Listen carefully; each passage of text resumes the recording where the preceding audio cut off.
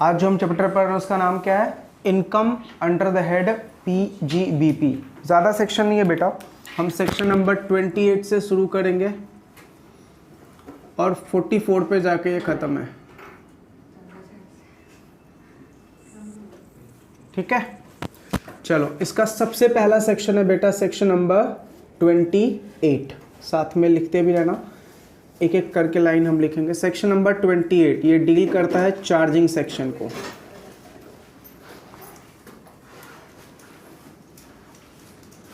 Section 28 किसको deal करता है बेटा? चार्जिंग सेक्शन को। बहुत बार मैंने आपको बताया है चार्जिंग सेक्शन में क्या लिखा होता है, कौन सी ऐसी इनकम है जो इस हेड के अंदर में क्या होगा? टैक्सेबल होगा। इसको हम क्या बोलते हैं? Charging section. तो देखो सेक्शन नंबर 28 में सबसे फर्स्ट पॉइंट क्या लिखा हुआ है? Any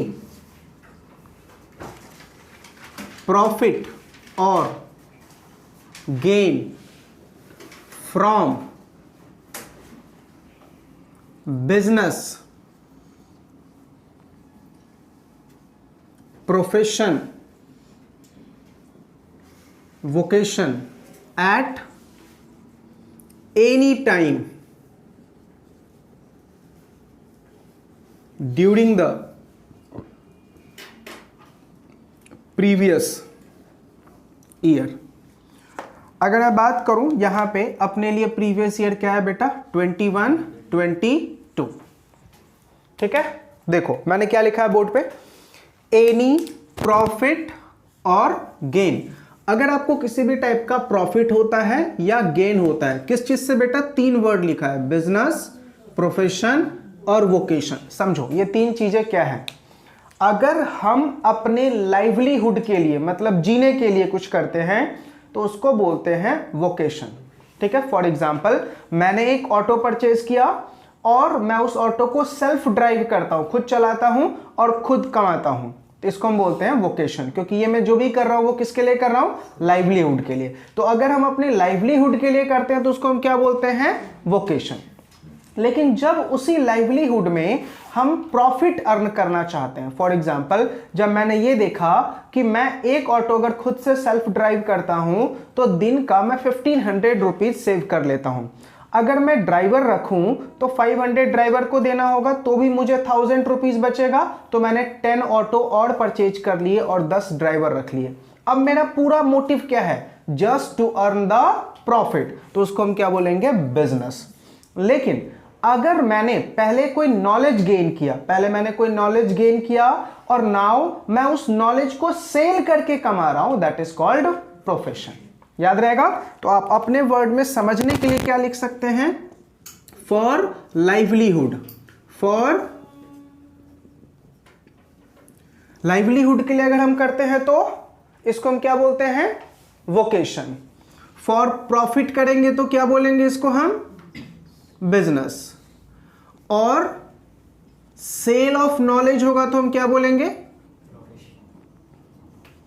profession. ठीक है, तो ये लॉ क्या बोलता है? सेक्शन नंबर 28 क्या बोलता है कि अगर आपको बिजनेस से प्रॉफिट हुआ है या प्रोफेशन से प्रॉफिट हुआ है या वोकेशन, फॉर एग्जांपल मैं क्या कर रहा हूं, मैं पैसे कैसे अर्न करता हूं? सेल ऑफ नॉलेज करके। मेरे पास जो नॉलेज है मैं आप लोगों को शेयर करता हूं, आप मुझे क्या कर रहे हो? पेमेंट कर रहे हो। तो लॉ मेकर क्या बोल रहा है? ये तुम्हारा प्रोफेशनल इनकम है, ये भी कहां टैक्सेबल होगा? Under the head PGBP। ध्यान से आगे क्या लिखा हुआ है? Eight any time during the previous year. अगर हम बात करें बेटा हमारा प्रीवियस ईयर कब से शुरू होता है? 1 अप्रैल 2021 से लेके 31 मार्च 2022 तक। लॉ मेकर क्या बोल रहा है? इस दौरान अगर तुमने एक दिन के लिए भी प्रॉफिट कमाया, 1 डे के लिए भी, किससे? चाहे बिजनेस से, चाहे प्रोफेशन से, चाहे वोकेशन से, तो उस प्रॉफिट के ऊपर हम क्या लगा देंगे? टैक्स। कौन से हेड में लगाएंगे? Under the head PGBP। 1 day के लिए ही तुम्हारा बिजनेस क्यों ना हो, उससे हमें कोई फर्क नहीं पड़ता, हम उसके ऊपर क्या लगा देंगे? टैक्स।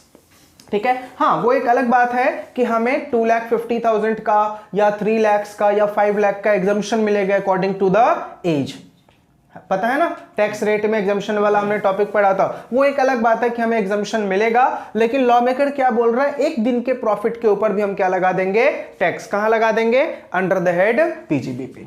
ठीक है, पहला पॉइंट क्लियर हो गया। तो पहले पॉइंट में सिंपल क्या लिखा हुआ है, अगर तुम्हारा इनकम बिजनेस से है, प्रोफेशन से है, वोकेशन से है, ठीक है, अपने प्रीवियस ईयर में 1 डे के लिए भी बिजनेस तुम क्यों ना चलाओ, उसके ऊपर क्या लगा देंगे हम, टैक्स। करेक्ट है, कोई डाउट यहां तक? नेक्स्ट पॉइंट क्या बोल रहा है, any profit from sale of import licence.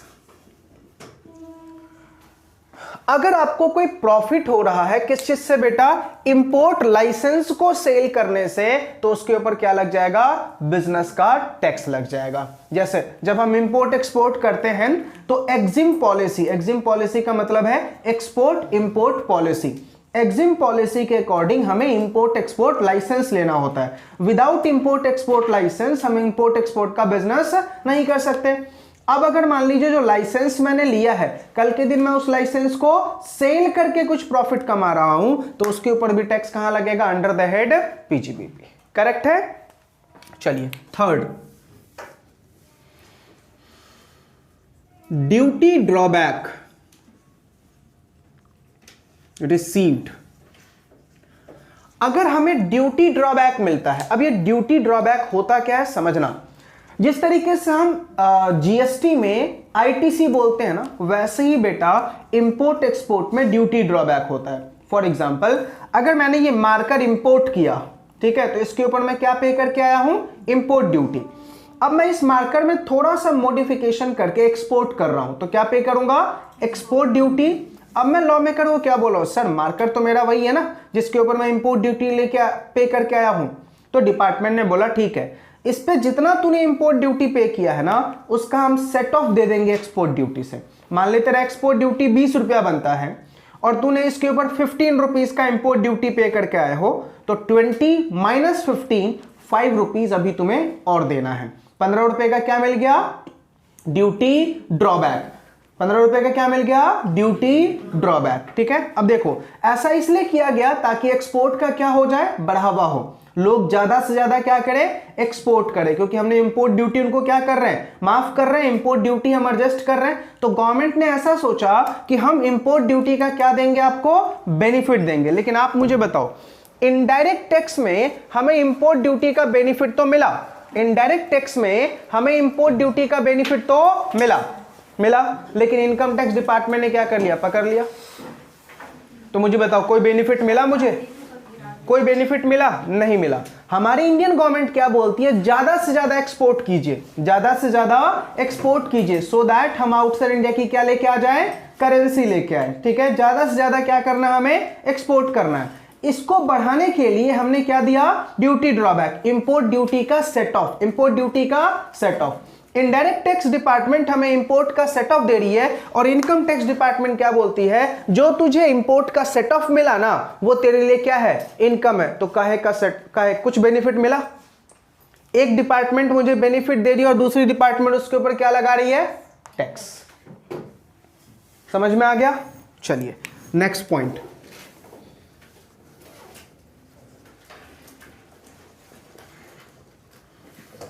Duty replacement passbook scheme.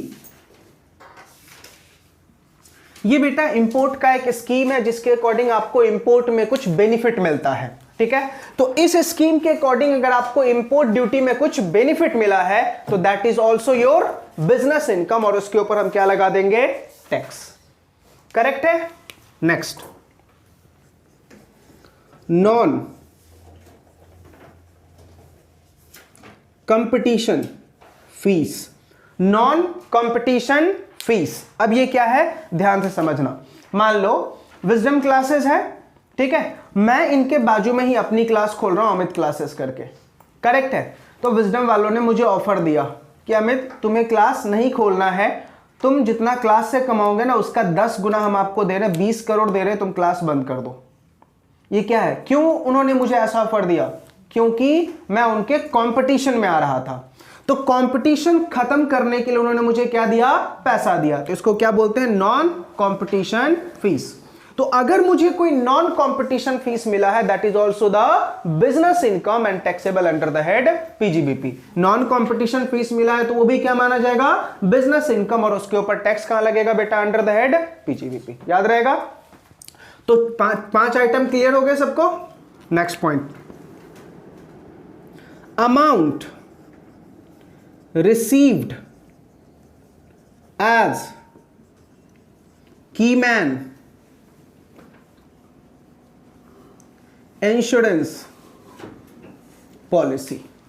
Keyman insurance policy क्या होता है, अगर कंपनी का कोई खास इंप्लॉई है, कंपनी का कोई खास इंप्लॉई है तो उसके लिए कंपनी क्या करवा के रखती है, इंश्योरेंस पॉलिसी। अब समझना, इंश्योरेंस पॉलिसी का प्रीमियम कौन पे कर रहा होता है, कंपनी, यानी एम्प्लॉयर। ठीक है, सुनना, अगर ये जो अमाउंट है ना बेटा कीमैन इंश्योरेंस पॉलिसी का, अगर रिसीव करता है एम्प्लॉई, कौन, एम्प्लॉई, तो टैक्सेबल होगा अंडर द हेड सैलरी। ठीक है, अगर रिसीव करता है एम्प्लॉयर तो taxable under the head PGBP. ठीक है, और रिसीव करता है फैमिली मेंबर तो taxable under the head other source. समझ में आ गया। तो आप ध्यान से, जब भी कीमैन इंश्योरेंस पॉलिसी का क्वेश्चन आपको एग्जाम में दिख जाए तो सबसे पहले फाइंड आउट करो received by whom, received by whom. अगर रिसीव कर रखा है एम्प्लॉयर ने तो ही टैक्स लगाना अंडर द हेड पीजीबीपी।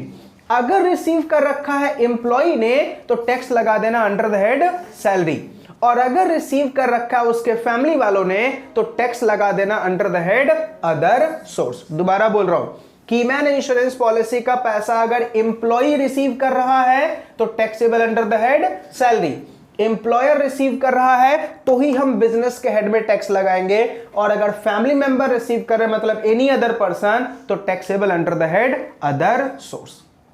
याद रहेगा, कोई डाउट। तो हमने क्या लिख लिया, कीमैन इंश्योरेंस पॉलिसी से अगर आपको पैसा मिलेगा तो कहां टैक्सेबल होगा, अंडर द हेड सैलरी, और यहां पे लिख लो कब, sorry under the head PGBP, कब टैक्सेबल होगा, when received by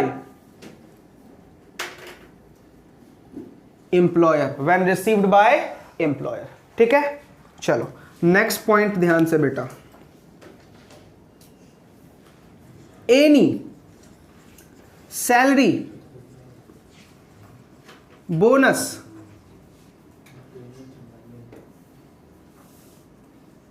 commission, interest received by partners in firm.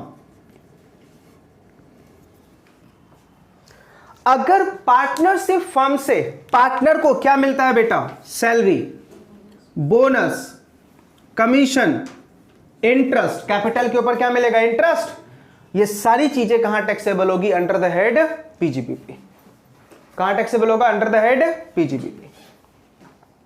आ रही है बातें समझ में,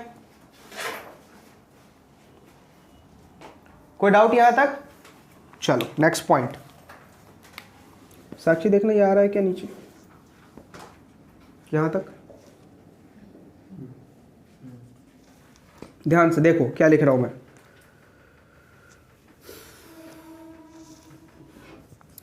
fair market value of asset, fair market value of asset as on the date of conversion of capital asset into stock in trade, stock in trade। याद आ रहा कुछ, हमने capital gain का चैप्टर पढ़ लिया है, उसमें याद आ रहा हमने कैपिटल एसेट को स्टॉक इन ट्रेड में जब कन्वर्ट किया था तो वहां पे दो टैक्स निकाले थे, और वहां पे जो फेयर मार्केट वैल्यू था that will be the sale price for business, sorry that will be the cost price for business, और जो हमारा फेयर मार्केट वैल्यू था that will be the capital gain for sorry sale price for capital gain. Sale price for capital gain. तो जब हम capital asset को stock in trade में convert करते हैं तो उस टाइम का जो फेयर मार्केट वैल्यू होगा वो क्या होगा बेटा, कॉस्ट। तो टैक्स कैसे लगेगा, तो टैक्स का फॉर्मूला क्या होगा, cell price minus fair market value. ये जो अमाउंट आएगा ये क्या हो जाएगा बेटा, टैक्सेबल। कहां taxable, under the head PGBP. कहां taxable, under the head PGBP. आ रही है बातें समझ में?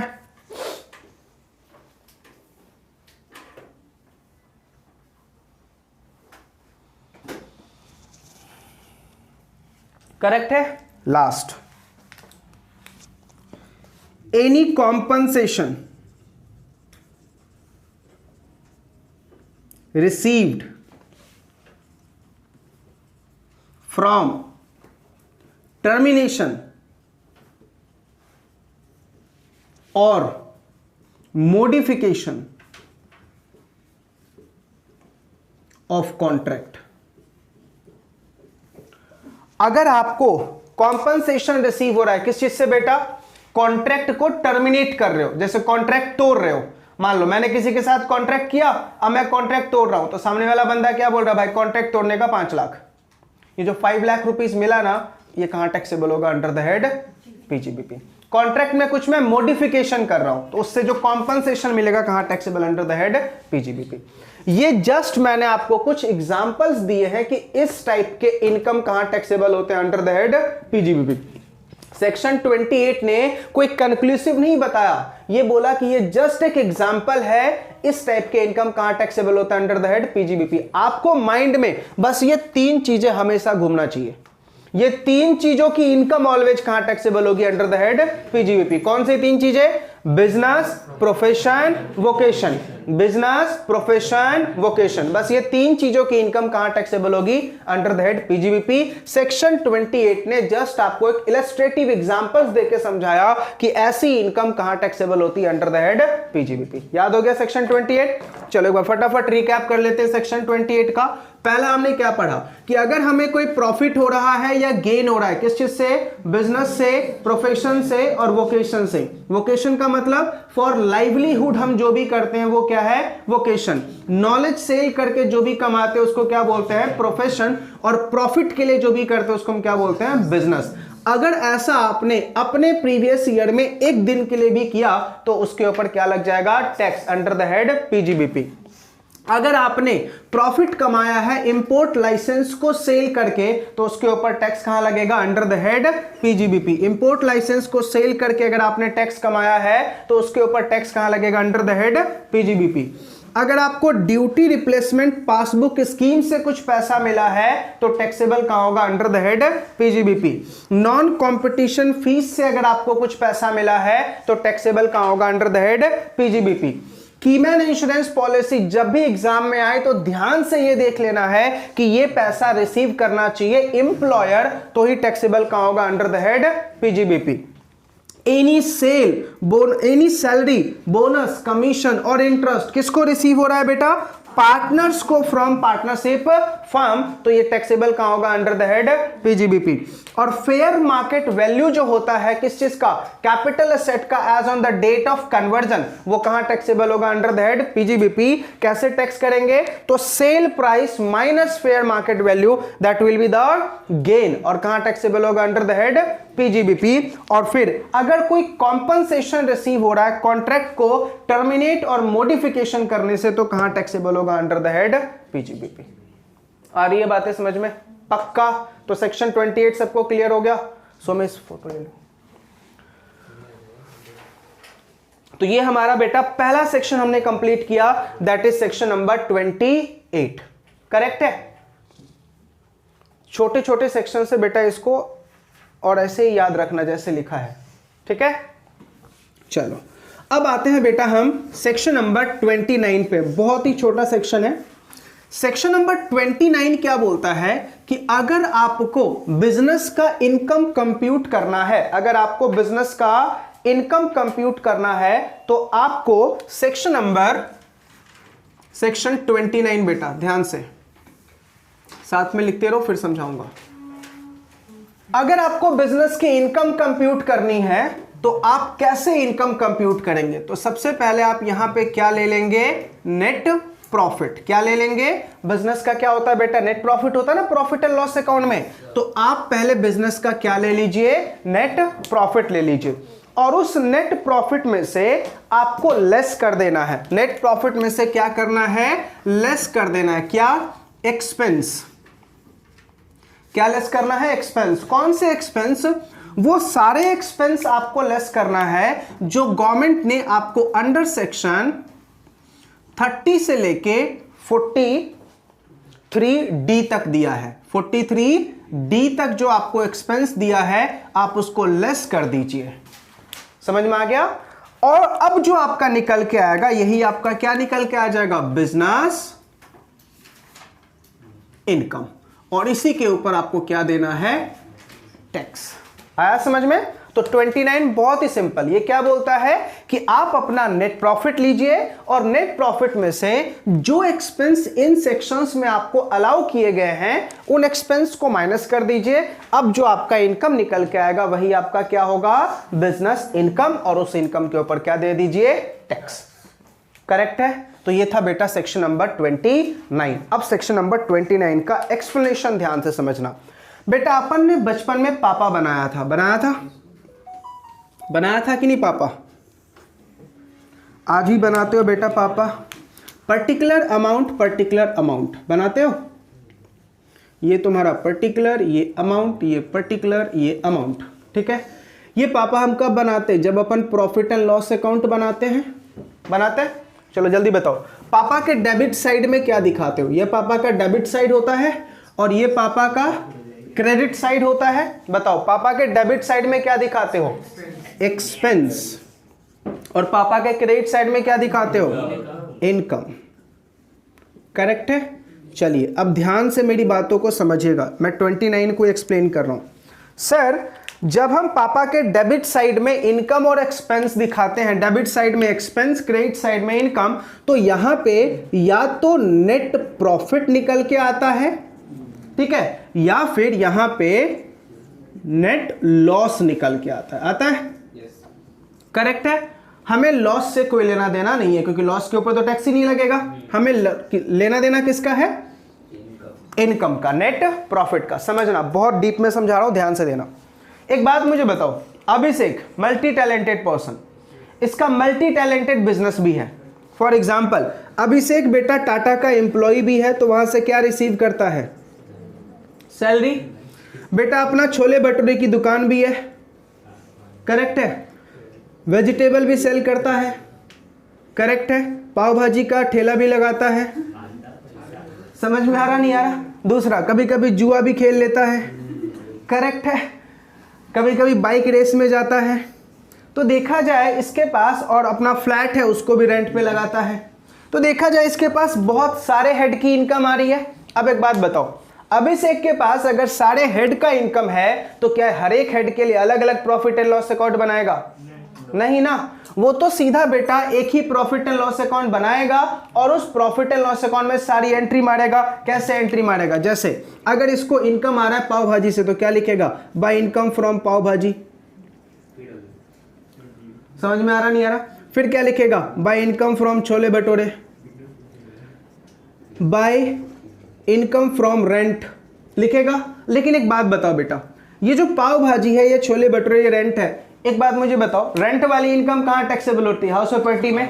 करेक्ट है? जुआ खेला कहां टैक्सेबल होगा? अदर सोर्स में। करेक्ट है? उसका गोल्ड बेच रहा है या कैपिटल एसेट को बेच रहा है, कहां टैक्सेबल होगा? कैपिटल एसेट में, कैपिटल गेन चैप्टर में। तो हर एक इनकम कोई ना कोई हेड में तो टैक्सेबल है ना। और हमारा 29 क्या बोलता है कि तू नेट प्रॉफिट में से एक्सपेंस माइनस कर। नेट प्रॉफिट में से ये एक्सपेंस माइनस कर। एक बात मुझे बताओ, अगर हमारा 29 ये बोलता है कि नेट प्रॉफिट के ऊपर टैक्स लगाएंगे, तो मुझे बताओ एक ही इनकम 2 बार टैक्स लगेगी या नहीं लगेगी? लगेगी ना। क्यों? क्योंकि हमारे इस प्रॉफिट एंड लॉस अकाउंट में business income as well as non business income दोनों है। हमारे इस प्रॉफिट एंड लॉस अकाउंट में business income as well as non business दोनों भी है। भाई छोले भटूरे बिजनेस हो गया। करेक्ट है? सैलरी कोई बिजनेस है? नहीं ना। लेकिन वो भी इनकम तो उसमें दिखाया ना उसने। तो हो क्या रहा है, हमारे इस प्रॉफिट एंड लॉस अकाउंट में क्या है बेटा? बिजनेस इनकम और नॉन बिजनेस इनकम दोनों है। जबकि हम हेड कौन सा पढ़ रहे हैं? पीजीवीपी। तो हमारा सिर्फ टैक्स किसका लगना चाहिए, ओनली पीजीवीपी का। करेक्ट है। ये बात अभिषेक ने इनकम टैक्स डिपार्टमेंट को समझाई। अब इनकम टैक्स डिपार्टमेंट ने बोला ठीक है अभिषेक, मैं तेरे कहने पे अमेंडमेंट लाता हूं। ठीक है। अभिषेक के कहने पे लॉ मेकर ने प्रोसीजर पूरा चेंज किया। क्या बोला, अभिषेक एक काम करो, तुम हमेशा शुरुआत करना, जब भी बिजनेस की इनकम निकालना, हमेशा शुरुआत करना कहां से, नेट प्रॉफिट से। हमेशा शुरुआत कहां से करना, नेट प्रॉफिट से। ठीक है। अब इस नेट प्रॉफिट में तुमने नेट प्रॉफिट कहां से लिया, यहां से लिया। ध्यान से समझना बेटा, जो नॉन कॉमर्स बैकग्राउंड्स हैं वो भी, उनको भी समझ में आएगा। आपने प्रॉफिट कहां से लिया, पीएनएल के, यहां से लिया। अब ध्यान से सुनो, इस प्रॉफिट में इधर वाली इनकम इंक्लूड है और इधर वाले एक्सपेंस लेस है। एक बात बताओ, इस साइड जो नॉन बिजनेस इनकम तुमने ऐड कर दी है, गलत किया ना। तो बताओ, प्रॉफिट एंड लॉस अकाउंट में अगर तुम्हारा non business income already add है तो क्या करोगे, अभी उसको लेस करोगे, लेस।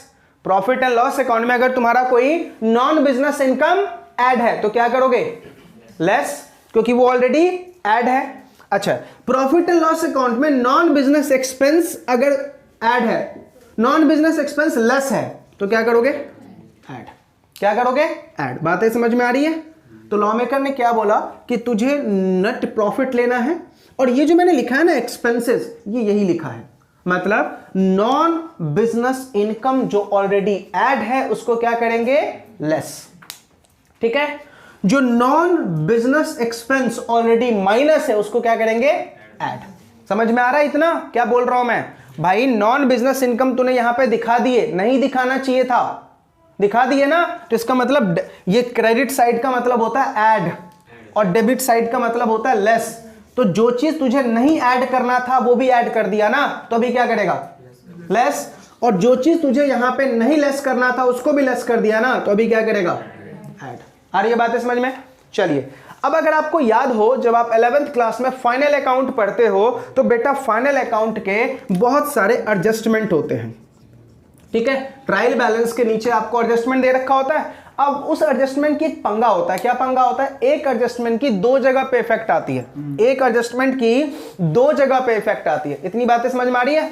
एक एडजस्टमेंट का दो जगह पे इफेक्ट आता है। For example, goods destroyed by fire, तो क्या करोगे, एक इफेक्ट इसका ट्रेडिंग अकाउंट में जाएगा और दूसरा पीएनएल में जाएगा। ठीक है। एसेट डिस्ट्रॉयड बाय फायर तो पीएनएल में जाएगा और बैलेंस शीट में जाएगा। करेक्ट है, दो इफेक्ट डालते हो। अब अगर मान लो बेटा तेरे एडजस्टमेंट में कोई नॉन बिजनेस एक्सपेंस दे रखा है, क्या दे रखा है, नॉन बिजनेस एक्सपेंस, तो मुझे बताओ क्या ये एक्सपेंस माइनस करने लायक है, नहीं ना। नॉन बिजनेस एक्सपेंस अगर तेरे एडजस्टमेंट में दे रखा है, क्या ये एक्सपेंस माइनस करने लायक है, क्यों, क्योंकि हम बिजनेस इनकम निकाल रहे हैं ना, और ये एक्सपेंस किसका है, नॉन बिजनेस ना। तो क्या करूंगा, इसको इग्नोर। क्या करूंगा, इसको मैं इग्नोर, क्योंकि ये नॉन बिजनेस एक्सपेंस है। करेक्ट है। तुम्हारे प्रॉफिट एंड लॉस अकाउंट में एडजस्टमेंट में कोई नॉन बिजनेस इनकम दे रखा है, अपने काम की चीज है क्या, नहीं ना, तो क्या करूंगा, इग्नोर। आ रही है बातें समझ में। अच्छा, तुम्हारे एडजस्टमेंट में कोई बिजनेस इनकम लिखा हुआ है जिसको तूने रिकॉर्ड नहीं किया है, इसका मतलब क्या है भाई, तू भूल गया, तो अभी क्या करना पड़ेगा, ऐड, क्योंकि तुम्हारा बिजनेस इनकम है और तुमने रिकॉर्ड नहीं किया है, तो क्या करना पड़ेगा, ऐड। अच्छा, तेरा कोई बिजनेस एक्सपेंस है, तेरा कोई बिजनेस एक्सपेंस है, तूने उसको रिकॉर्ड नहीं किया, तो क्या करना पड़ेगा अभी, लेस। समझ में आ रहा। अब ध्यान से मान लो यहां पे कोई बिजनेस एक्सपेंस हमें 60,000 का देखा रखा है, ठीक है, और नीचे एडजस्टमेंट में ये लिखा हुआ है कि जो 60,000 का एक्सपेंस जो आपने दिखाया है ना, उसमें से 20,000 क्या है, नॉन बिजनेस है, तो क्या करना पड़ेगा बताओ, 20,000 को ऐड। भाई तुमने 60,000 का दिखाया, उसमें से 20,000 क्या है, नॉन बिजनेस ना, तो माइनस कितना होना चाहिए, ओनली 40 ना, तूने माइनस कितने कर दिए, तो अभी 20,000 क्या करना पड़ेगा, ऐड। अरे समझ में आ रहा, कुछ नहीं समझा रहा, मैं 5वीं क्लास का मैथ समझा रहा हूं बस। जिसने 5वीं क्लास बंक मारे उनको दिक्कत होगी। किसने किसने बंक मारे हैं, सौरभ। वो बातें समझ में आ रही मैं क्या बोल रहा हूं, लास्ट टाइम बोल रहा हूं। प्रॉफिट एंड लॉस अकाउंट के इनकम को क्या करना बेटा, एडजस्ट। क्या करना है, अगर तुम्हारे प्रॉफिट एंड लॉस अकाउंट के क्रेडिट साइड में कोई नॉन बिजनेस इनकम ऐड है तो उसको क्या करेंगे, बोलो, लेस करेंगे। करेक्ट है। अगर तुम्हारे प्रॉफिट एंड लॉस अकाउंट के डेबिट साइड में कोई नॉन बिजनेस एक्सपेंस दिखा रखा है तो उसको क्या करेंगे, ऐड करेंगे। ठीक है। एडजस्टमेंट में कोई नॉन बिजनेस एक्सपेंस है, इग्नोर। एडजस्टमेंट में कोई नॉन बिजनेस इनकम है, इग्नोर। लेकिन अगर इसी एक्सपेंस का या इनकम का effect profit and loss account में ऑलरेडी है, नॉन बिजनेस इनकम, उसका इंपैक्ट यहां पे है तो क्या करेंगे, लेस। नॉन बिजनेस एक्सपेंस, उसका इंपैक्ट ऑलरेडी यहां पे है तो क्या करेंगे, ऐड। कोई बिजनेस इनकम तो रिकॉर्ड करना भूल गया, ऐड। कोई बिजनेस एक्सपेंस रिकॉर्ड करना भूल गया, लेस। पक्का इस ऐड लेस का एक गेम खेल ले, गेम खेले। चलो इस ऐड लेस का बेटा एक गेम खेलते हैं। 1 मिनट रुक जाओ।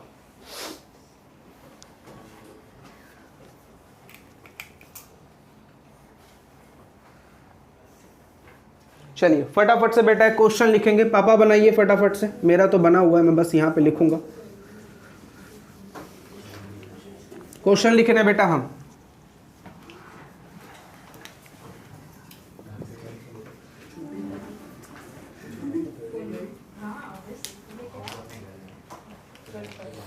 नलायक इधर आजा बेटा, सब अपना अपना पापा बनाओ। हम लोगों को भी बनाना है। नहीं मैं बनाऊं सिर्फ, नलायक जब तक बनाओगे। गेम आप खिला रहे हो तो आप ही बनाओगे। इग्नोर बेटा, छोटी की बातों को इग्नोर करो। लिखो पापा के बाई साइड में लिखो, by sales 10 lakhs, by sales 10 lakh। चलो अगेन बाई साइड में लिखो, gift from dealer, gift from dealer 2 lakhs, by gift from father, by gift from father 70,000, by rent of house property, HP लिखा है बेटा मैंने short में, rent of house property 40,000,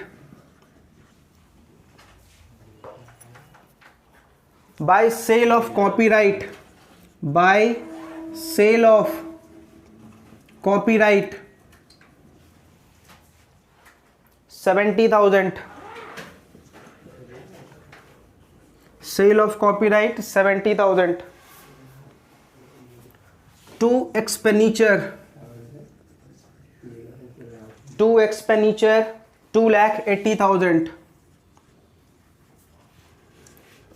to net profit 11 lakh, सब total 13,80,000, 13,80,000।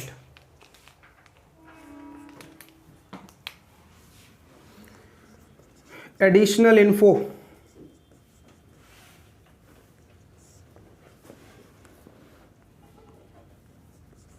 Keyman insurance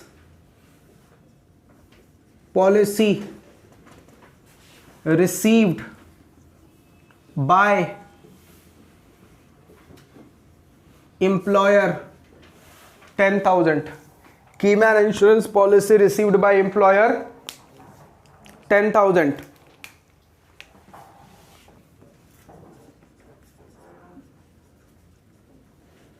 non competition fees ₹20,000 received, non competition fees received 20,000,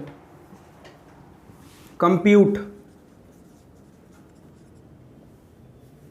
income under the head PGBP, compute income under the head PGBP। So 20 की 10 non-competitive.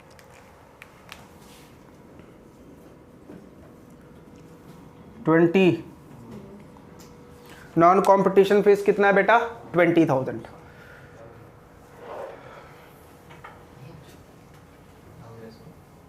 लिख लिया सबने?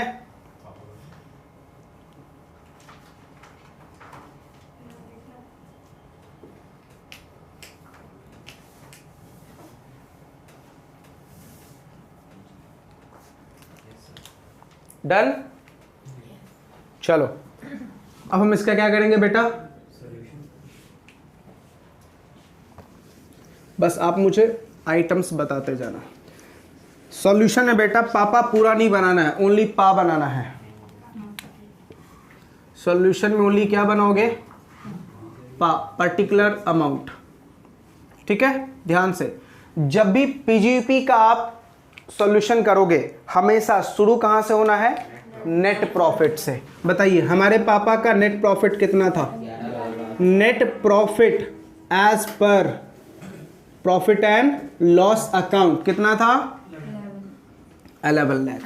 ठीक है, हमने क्या लिख दिया, net profit as per profit and loss account 11 lakh. ठीक है, अब ध्यान से, एडजस्टमेंट की शुरुआत हमेशा बाई साइड से करनी है। ठीक है, क्रेडिट साइड से।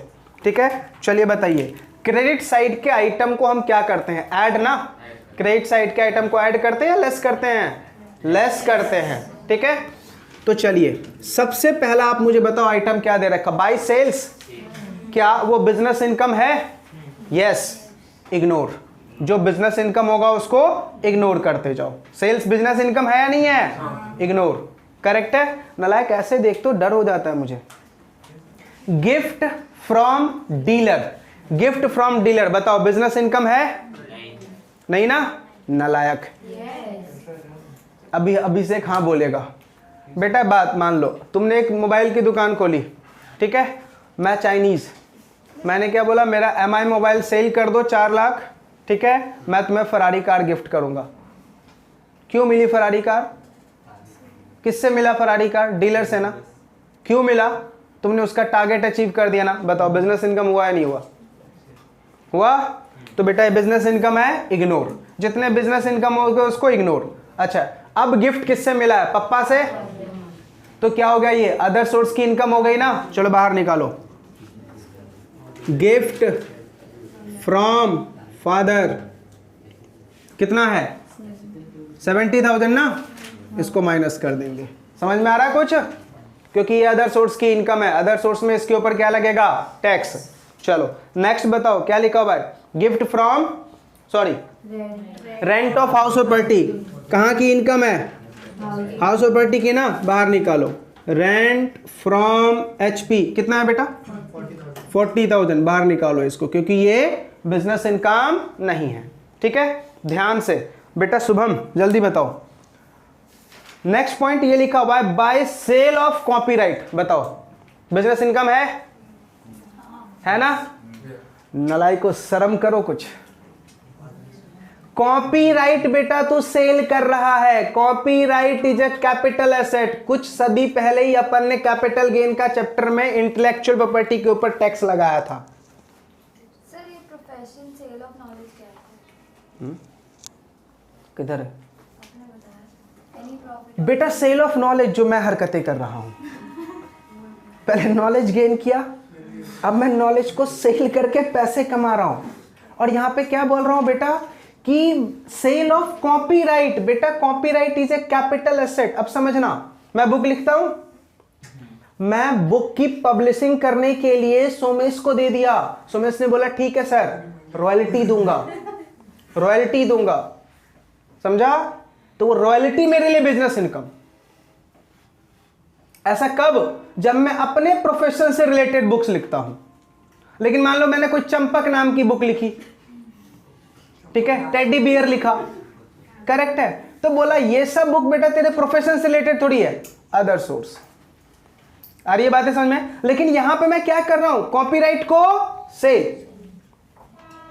तो वो क्या होगा, कैपिटल गेन की इनकम है। बाहर निकालो उसको, less cell of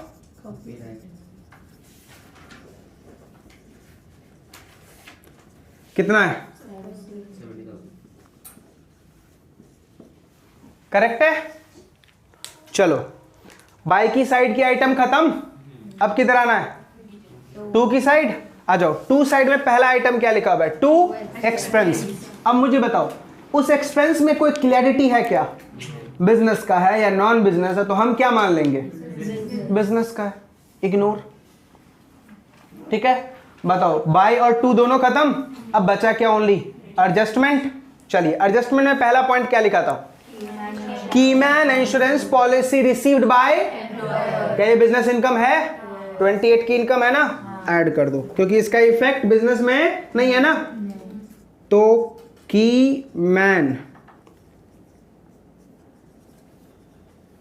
insurance policy received कितना, 10,000। करेक्ट है। दूसरा क्या लिखा हुआ है, नॉन कॉम्पिटिशन फीस, क्या बिजनेस इनकम है, यस, ऐड करो।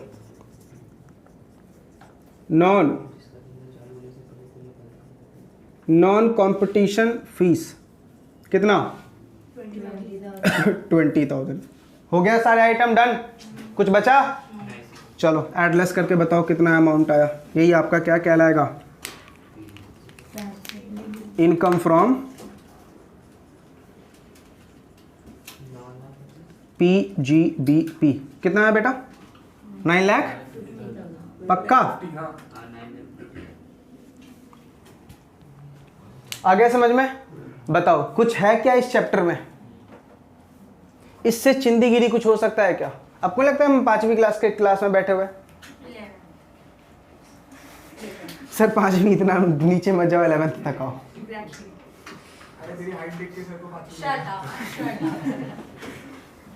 बेटा वैसे ही वो इतनी फेमस हो चुकी है यूट्यूब पे, इतनी बातें समझ में आ गई। बताओ 29 सेक्शन सबको क्लियर हुआ, कैसे निकालना है। अब बेटा पता है सरदर्दी क्या है, आगे के मैंने क्या बोला, संडे तक ये लेक्चर चलेगा ना, 3 लेक्चर है बस, हम इसी को पढ़ते रहेंगे। क्या एक्सपेंस मिलेगा, क्या नहीं मिलेगा, क्या मिलेगा और क्या नहीं मिलेगा। और एक बात पहले, स्टैट्यूटरी वार्निंग, अपने अकाउंट्स वाले टीचर को मेरे से कंपेयर बिल्कुल मत करना, क्योंकि अब जो मैं पढ़ाने वाला हूं बिल्कुल अकाउंट्स के उल्टा पढ़ाऊंगा। तो ये मत सोचना कि अकाउंट वाले ने गलत पढ़ाया या अमित सर गलत पढ़ाया, दोनों अपनी जगह पे सही हैं। ठीक है, हम दोनों के बीच में बहुत बड़ा डिस्प्यूट होता है। ठीक है, तो अकाउंट वालों ने जो डेप्रिसिएशन निकालना सिखाया था, मैं उसके टोटली एडवर्स डेप्रिसिएशन सिखाऊंगा, समझा। तो बिल्कुल ये मत सोचना कि सर गलत पढ़ा रहे हैं, सिंपल सी बात है, इनकम टैक्स डिपार्टमेंट अलग चलता है, वो वाले डिपार्टमेंट अलग चलते हैं। ठीक, चलिए हमने 2 सेक्शंस कंप्लीट कर लिए, कौन कौन से, 28 और 29। अभी कौन सा सेक्शन शुरू करेंगे, 30। रफ करूं ये, चलिए हेडिंग डालिए, सेक्शन 30। अब ध्यान से बेटा, फुल कंसंट्रेशन आपका होना चाहिए।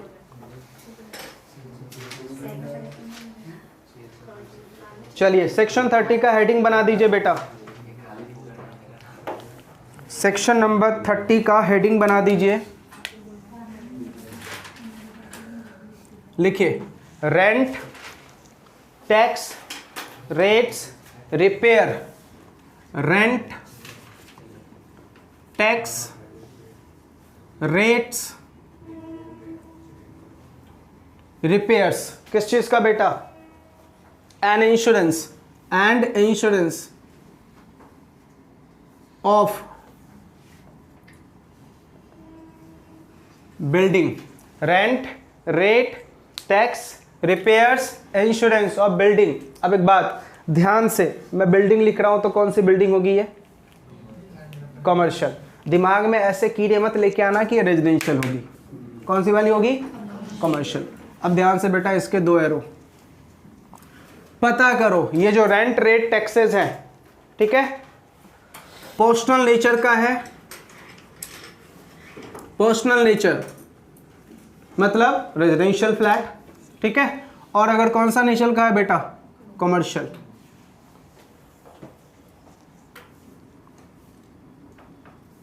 कमर्शियल नेचर, करेक्ट है। अब आप मुझे बताओ, पर्सनल नेचर के एक्सपेंस मुझे मिलेंगे क्या, नहीं ना, तो सीधा क्या लिखेंगे, डिसअलाउड। ठीक है, ध्यान से, पूरे पीजीपी चैप्टर में मैं यही वर्ड लिखूंगा, अलाउड, डिसअलाउड। अलाउड का मतलब मिलेगा, डिसअलाउड का मतलब नहीं मिलेगा। एक बात बताओ, अगर तुमने rent, rate, taxes, repairs, insurance खुद का पर्सनल नेचर का है, मतलब रेजिडेंशियल फ्लैट का है, तो वो माइनस नहीं होगा ना। क्या बोल रहा है, डिसअलाउड, तूने माइनस कर रखे हैं तो क्या करना पड़ेगा, ऐड। अरे ये बातें समझ में, कोई डाउट? तो रेंट, रेट, टैक्सेस अगर ये पर्सनल नेचर का है टोटली क्या कर देंगे बेटा, डिसअलाउड कर देंगे। करेक्ट है। अब आ जा, अगर तुमने ये बताया कि सर ये कमर्शियल नेचर का है, क्या है बताया तुमने कि सर ये कमर्शियल नेचर का है, चल फटाफट ये बता इस बिल्डिंग का तू ओनर है या टेनेंट है? बिल्डिंग का क्या है, तू ओनर है या टेनेंट है? ओनर है या क्या है बेटा, तू टेनेंट है।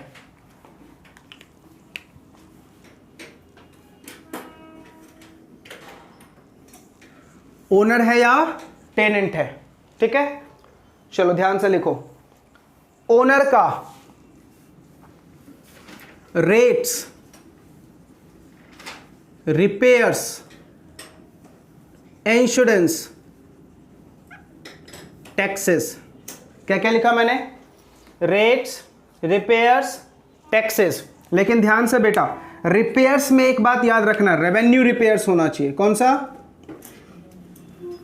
Revenue repairs. कौन कौन सा बोला मैंने, rate, taxes, insurance and revenue repairs allowed. एक बात मुझे बताओ, मैं ओनर, मैं खुद का रेंट भरूं नहीं ना, तो इसलिए मैंने रेंट यहां पे नहीं लिखा। तो अगर ओनर क्या पे कर रहा है, रेट्स, रिपेयर, इंश्योरेंस और टैक्सेस, तो क्या हो जाएगा, अलाउड हो जाएगा। लेकिन रिपेयर्स में ओनली कौन सा, रेवेन्यू। अगर बेटा तेरा कैपिटल रिपेयर्स होगा तो उसको क्या कर देंगे, ऐड। सौरभ बताओ कैपिटल रिपेयर्स क्या होता है, जिससे असेट का लाइफ इंक्रीज होगा। चलो अब मैं एग्जांपल दे रहा हूं, ध्यान से सोच के बताना ये कैपिटल रिपेयर्स है, रेवेन्यू रिपेयर्स है। मैंने एक प्लांट एंड मशीनरी खरीदा, ठीक है, खरीद के मेरा प्लांट एंड मशीनरी यूएसए से आया था, ठीक है। यूएसए से जब आया तो उसकी एक पार्ट टूट गई, उस पार्ट को रिपेयर करवाया मैंने, ठीक है, 30,000 रुपीज लगा।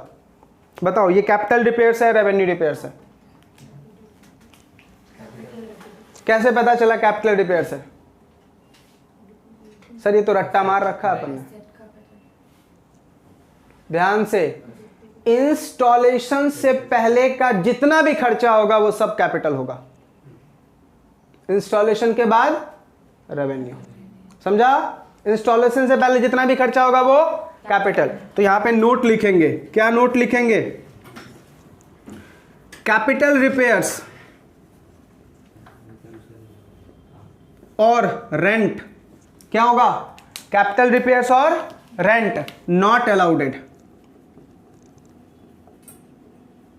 Not allowed as deduction. याद रहेगा, कैपिटल रिपेयर्स और rent not allowed as deduction. क्यों? It will be the part of cost, तो इसके ऊपर क्या मिलेगा, depreciation. It will be the part of cost, तो इसके ऊपर क्या मिलेगा, डेप्रिसिएशन। अगर मैंने कोई कैपिटल रिपेयर्स करवाया तो उसको हम कॉस्ट में क्या कर देंगे, ऐड कर देंगे, और उसके ऊपर क्या लगेगा, depreciation. For example outside India से मशीनरी लाया, इंपोर्ट ड्यूटी, ये मेरा एक्सपेंस है, बट ये रेवेन्यू एक्सपेंस नहीं है, इसको कॉस्ट में क्या कर देंगे, ऐड, और क्या क्लेम कर लेंगे, डेप्रिसिएशन। आ रही है बातें समझ में? तो बताओ ओनर वाली बातें समझ में आ गई? तो ओनर का क्या मिलेगा तुझे, रेट्स मिलेगा, रिपेयर्स मिलेगा, इंश्योरेंस मिलेगा, टैक्सेस मिलेगा, क्या होगा, अलाउड। कैपिटल रिपेयर्स और rent not allowed as deduction, ठीक है। इसको क्या कर देंगे, कॉस्ट में ऐड कर देंगे। सिद्धार्थ से इतनी बातें समझ में आ गई? चलिए अब हम किसका लिखेंगे, टेनेंट का। बताओ आपके हिसाब से टेनेंट में क्या होना चाहिए? सर टेनेंट का रेंट का डिडक्शन मिलेगा, हाँ सर। रिपेयर्स का, हाँ सर। इंश्योरेंस का, हाँ सर। टैक्सेस का, हाँ सर। लेकिन अगेन रिपेयर्स में कौन सा वाला रिपेयर्स लोगे बेटा, रेवेन्यू रिपेयर्स। कौन सा वाला रिपेयर्स लोगे, रेवेन्यू। यहां भी लिख देता हूं ताकि आपको याद रहे। रेवेन्यू रिपेयर्स क्या लिखेंगे, allowed as deduction, allowed as deduction, ठीक है। ये वाली बातें बेटा सेम है, ये वाली बातें, इसलिए मैं यहां पे डू लिख रहा हूं।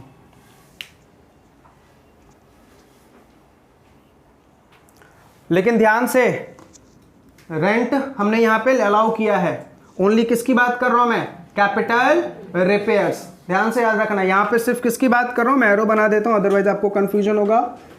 ओनली कैपिटल रिपेयर्स, क्योंकि रेंट का हमें डिडक्शन मिलेगा, टेनेंट है ना वो, रेंट का डिडक्शन मिलेगा। याद हो गया सेक्शन? यही है बेटा तुम्हारा सेक्शन नंबर 30। क्या बोलता है सेक्शन नंबर 30? तूने कौन से खर्चे किए हैं? Rent, tax, rates, repairs, insurance. किस चीज का? बिल्डिंग का। पता कर, पर्सनल नेचर का है तो नहीं दूंगा, कमर्शियल नेचर का पता कर, तू ओनर है या टेनेंट है। अगर ओनर है तो किस चीज का मिलेगा? रेट्स, रिपेयर्स, इंश्योरेंस, टैक्सेस का मिलेगा। लेकिन अगर तेरा कैपिटल रिपेयर्स है और रेंट है, नॉट अलाउड। करेक्ट है? और अगर तू टेनेंट है तो रेंट मिलेगा, रेट्स मिलेगा, रिपेयर्स मिलेगा, इंश्योरेंस मिलेगा, लेकिन रिपेयर्स में ओनली रेवेन्यू। कैपिटल रिपेयर्स होगा तो इसको हम कॉस्ट में क्या कर देंगे? ऐड। याद हो गया सेक्शन 30? इजी था? पक्का ना बेटा? Very easy. चलिए अब लिखेंगे सेक्शन नंबर 31। रफ करूं? हाँ।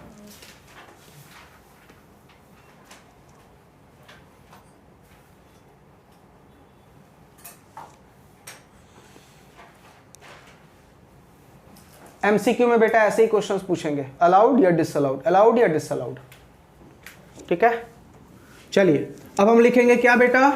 Section number 31।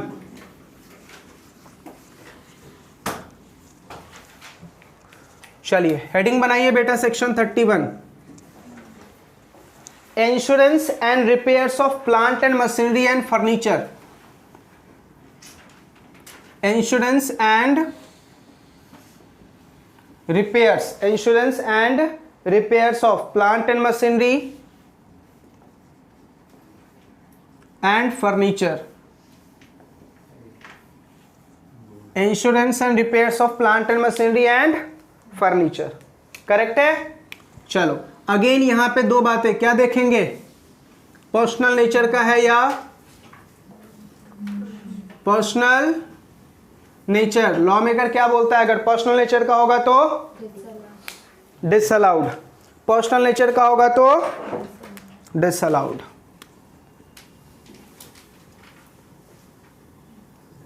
समझ में आ गया?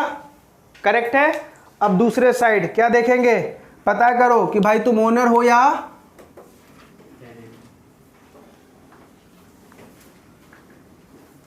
ओनर हो या टेनेंट हो, ओनर हो या टेनेंट हो। चलो अब आपके हिसाब से क्या चार्ट बनना चाहिए, जल्दी बताओ। ओनर का किस किस चीज का बेनिफिट मिलेगा? इंश्योरेंस एंड रिपेयर्स अलाउड,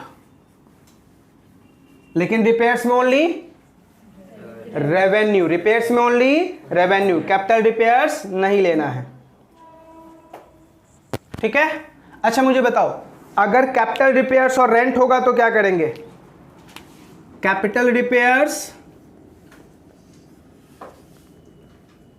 और रेंट क्या करेंगे? डिसअलाउड। समझ में आ रहा? ये नोट में लिख देना। कैपिटल रिपेयर्स और रेंट क्या हो जाएगा बेटा? डिसअलाउड।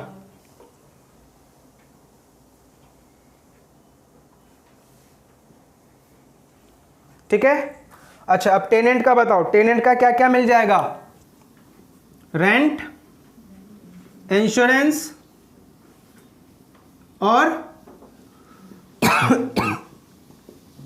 रिपेयर्स क्या होगा?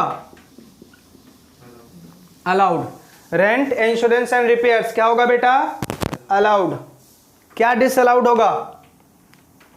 क्या डिसअलाउड होगा? Only capital repairs, only capital repairs क्या हो जाएगा बेटा? डिसअलाउड, क्योंकि ये क्या होगा? कॉस्ट में ऐड होगा। इतना ही है तुम्हारा सेक्शन नंबर 31। ठीक है। तो सेक्शन 31 में याद क्या रखना है कि अगर आपका insurance and repair plant and machinery या फर्नीचर का पर्सनल नेचर का है तो डिसअलाउड, और अगर आपका क्या है बेटा ओनर या टेनेंट हो तो पता करो इंश्योरेंस एंड रिपेयर्स अलाउड होगा किसको, ओनर को, लेकिन कैपिटल रिपेयर्स और रेंट डिसअलाउड होगा। लेकिन अगर आप टेनेंट हैं तो रेंट, इंश्योरेंस, रिपेयर्स सब अलाउ होगा, लेकिन आपका कैपिटल रिपेयर्स क्या हो जाएगा, डिसअलाउड, क्योंकि ये कॉस्ट में ऐड कर दिया जाएगा। खत्म हो गया बेटा तुम्हारा सेक्शन नंबर 31। तो हमने कितने सेक्शंस पढ़ लिए, 4 सेक्शंस पढ़ लिए, सेक्शन 28, 29, 30 और 31। ठीक है।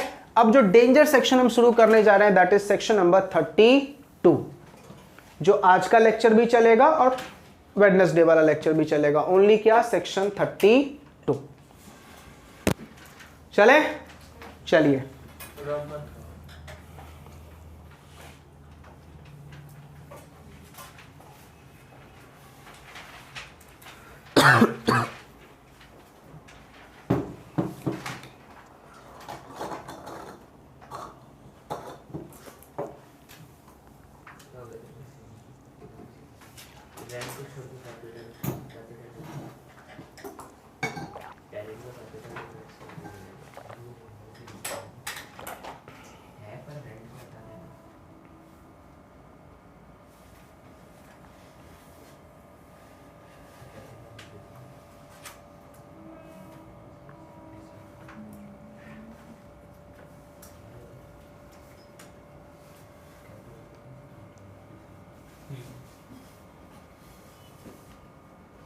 डन। चलिए हेडिंग बनाओ, section 32 depreciation. Section 32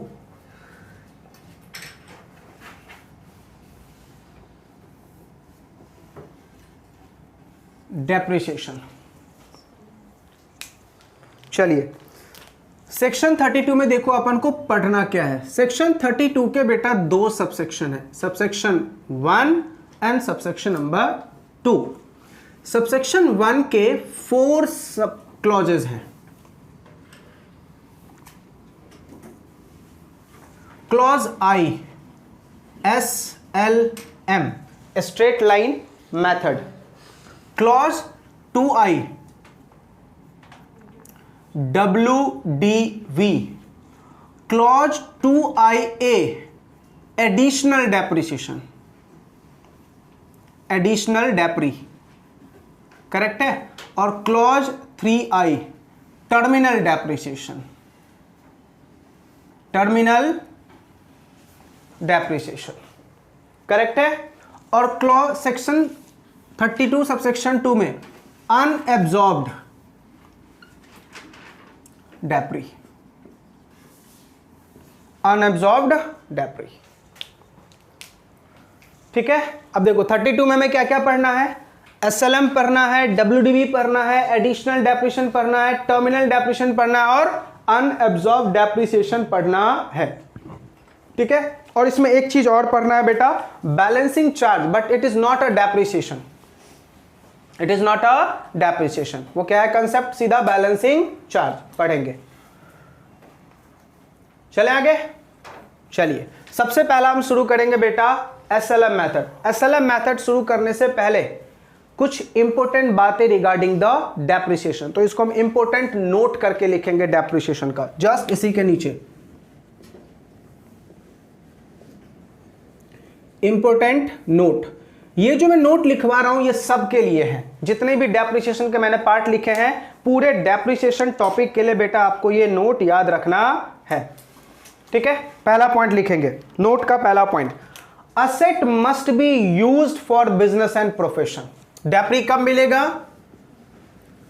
asset must be used for business and profession. Asset का इस्तेमाल बेटा तुझे कहां करना है, बिजनेस एंड प्रोफेशन में। अगर तूने असेट का इस्तेमाल बिजनेस एंड प्रोफेशन में किया है तो ही तुझे क्या मिलेगा, डेप्रिसिएशन मिलेगा, अदरवाइज तुझे डेप्रिसिएशन नहीं मिलेगा। करेक्ट है। Second point, assessee must be owner either partly और फुल्ली। एसेसी क्या होना चाहिए बेटा उस एसेट का? ओनर होना चाहिए, चाहे तूने पार्टली ओनर हो या फुल्ली ओनर हो, डजेंट मैटर, बस तू ओनर होना चाहिए। क्या होना चाहिए? ओनर होना चाहिए। करेक्ट है। Next, on the last day of previous year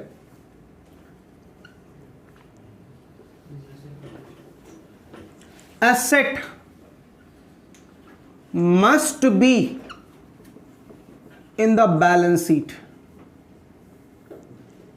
मतलब एसेट एग्जिस्ट करना चाहिए लास्ट डे को, 31 मार्च को तेरे बैलेंस शीट में एसेट दिखना चाहिए। अगर एसेट सेल हो गई तो नहीं दूंगा। समझ में आया इसका मैंने मतलब क्या लिखा है? On the last day of the previous year asset must be on the balance sheet, दिखना चाहिए बेटा। Last day of the previous year क्या होता है? 31 मार्च। 31 मार्च को तेरे बैलेंस शीट में एसेट दिखना चाहिए। अगर दिखेगा तो ही डेप्रिसिएशन दूंगा, अदरवाइज नहीं दूंगा। ठीक है। Next point, no depre if asset is not, no depre if the asset is not put to use, put to use. अगर तूने एसेट को यूज में नहीं लगाया है तो डेप्री नहीं दूंगा। तूने ला के, मुझे बताओ अकाउंट्स में क्या सिलसिला है? एसेट ला के तू रख दे फैक्ट्री में, क्या मिलेगा? डेप्री। यहां पे क्या बोल रहा है? यूज कर। इस्तेमाल करेगा तो दूंगा, अदरवाइज मैं डेप्रिसिएशन तुझे नहीं दूंगा। इस्तेमाल करेगा तो दूंगा, अदरवाइज डेप्रिसिएशन मैं तुझे नहीं दूंगा। करेक्ट है। Next point,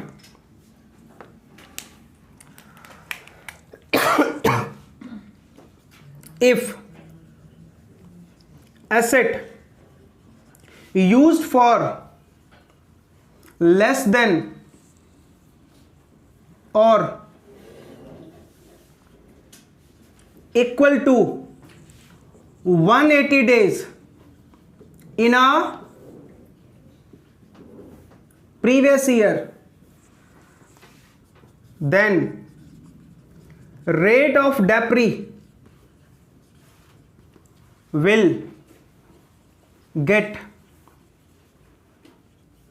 reduced by 50%।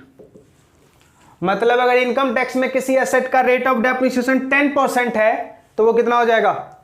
5%। 10% है तो वो कितना हो जाएगा बेटा? 5%। ठीक है। अब ध्यान से बेटा एक चीज, ये 180 डेज कैसे काउंट करना है? पुट टू यूज से। कहां से? ठीक है। अब एक सिंपल सा फिगर बता दूं, अगर कोई भी एसेट तुम्हारे क्वेश्चन में 3 अप्रैल के बाद यूज, सॉरी 3 अक्टूबर के बाद, कब? 3 अक्टूबर के बाद, समझ जाना वो एसेट लेस देन 180 डेज है। क्या बोला मैंने? 3 अक्टूबर के बाद अगर तुम एसेट को यूज कर रहे हो तो समझ जाना वो लेस देन 180 डेज है। कौन सा डेट याद रहेगा? कौन सा? 3 अक्टूबर। रट्टा मार लो सीधा। 3 अक्टूबर कौन सा साल का? कौन सा प्रीवियस ईयर अपना है? 21 22। यानी 3 अक्टूबर 21 के बाद एसेट को जब भी यूज करोगे वो क्या कहलाएगा? Less than 180 days. समझा? यानी करेक्ट ऑफ द स्टोरी क्या निकला? 4 अक्टूबर तक एसेट को यूज कर रहा हूं या उससे पहले तो 180 डेज। आ रही है बातें समझ में या नहीं? पक्का याद रहेगा मैंने क्या बोला? रट्टा मार लो सीधा। क्या? 3 अक्टूबर। और हमेशा यूज कहां से काउंट करना है? पुट टू से। जब तूने एसेट को इस्तेमाल में लाया, फैक्ट्री में लाया तब नहीं, जब से तूने एसेट को इस्तेमाल में लाया। आ रही है बातें समझ में नहीं? अब एक बात ध्यान से, ये वाला प्रोविजन का बेनिफिट तुझे तब मिलेगा जब तेरा purchase and put to use same previous year में होगा।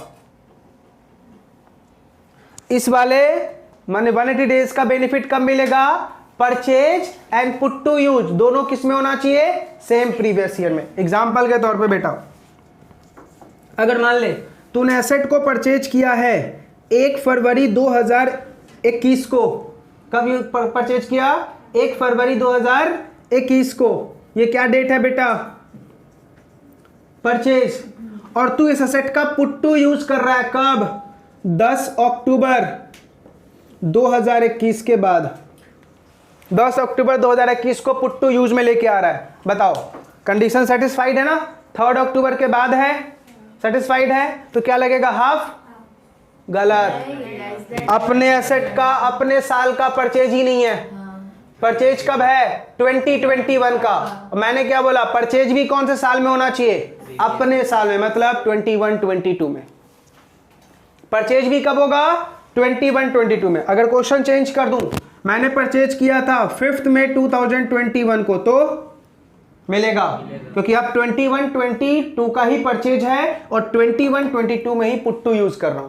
तो सेम प्रीवियस ईयर का परचेज और सेम प्रीवियस ईयर में पुट टू यूज कब? आफ्टर 3 अक्टूबर। तो कितना? 50% से हम रेट ऑफ डेप्रिसिएशन क्या कर देंगे? रिड्यूस। बातें समझ में आ रही है? पक्का याद रहेगा? तो लेस देन 180 डेज का फंडा कब लगाओगे? सेम प्रीवियस ईयर का परचेज, सेम प्रीवियस ईयर का purchase and put to use. भरोसा नहीं है नालायको तुम पे? लिखो सेम प्रीवियस ईयर का परचेज, सेम प्रीवियस ईयर में पुट टू यूज, दोनों के बीच में एंड। और बातें समझ में आ रही? तो ही 180 डेज का बेनिफिट मिलेगा, अदरवाइज 180 डेज का बेनिफिट नहीं मिलेगा। This is common point for all SL depreciation topic. याद रहेगा? बोलोगे तो नहीं? क्या क्या याद रखना है? तुम एसेट के क्या होने चाहिए? एसेट कहां यूज करोगे? बिजनेस एंड प्रोफेशन में। एसेट के पार्टली ओनर हो या फुल्ली ओनर हो, डजेंट मैटर, बस क्या होनी चाहिए? ओनर। 31 मार्च को एसेट कहां दिखना चाहिए? बैलेंस शीट में। एसेट का क्या होना चाहिए? Put to use. और अगर तेरा सेम ईयर का परचेज है और सेम ईयर में पुट टू यूज 3 अक्टूबर के बाद कर रहा है, तो रेट ऑफ डेप्रिसिएशन क्या कर दूंगा? रिड्यूस कर दूंगा। कितना? 50% से सीधा 50% रिड्यूस कर दूंगा। यानी जो डेप्रिसिएशन 10% होगा वो 5 हो जाएगा। आ रही है बातें समझ में? कोई डाउट? अब बोलोगे Amit sir rate of depreciation क्या है? इनकम टैक्स वाला रेट, तो सॉरी,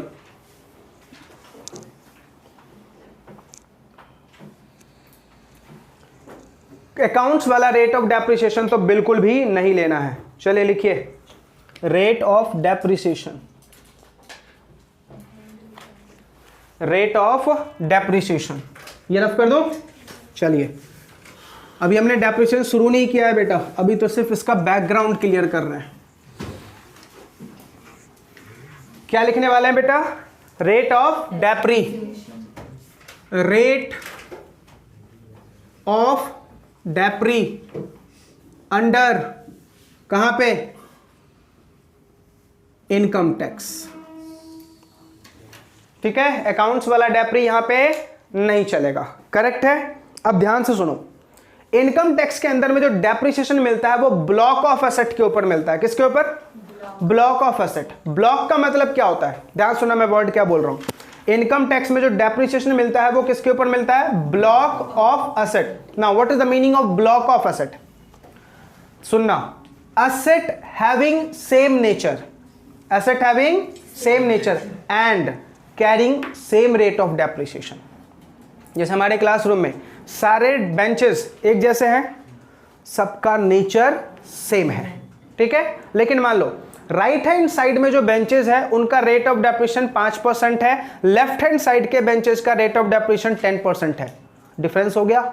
हमने क्या बोला? एसेट का नेचर भी सेम होना चाहिए और रेट ऑफ डेप्रिसिएशन भी सेम होना चाहिए, तो ही उसको एक ब्लॉक में लाएंगे, अदरवाइज नहीं लाएंगे।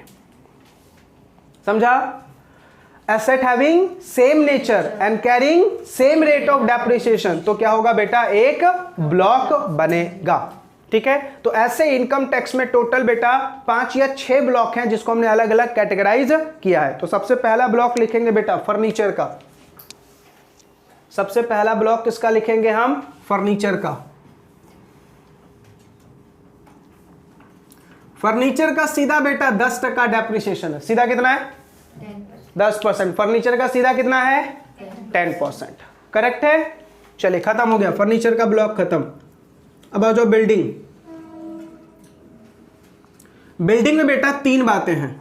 बिल्डिंग में 3 अलग अलग बातें हैं। ठीक है, पता करो बेटा तेरी बिल्डिंग कौन सी है, रेजिडेंशियल,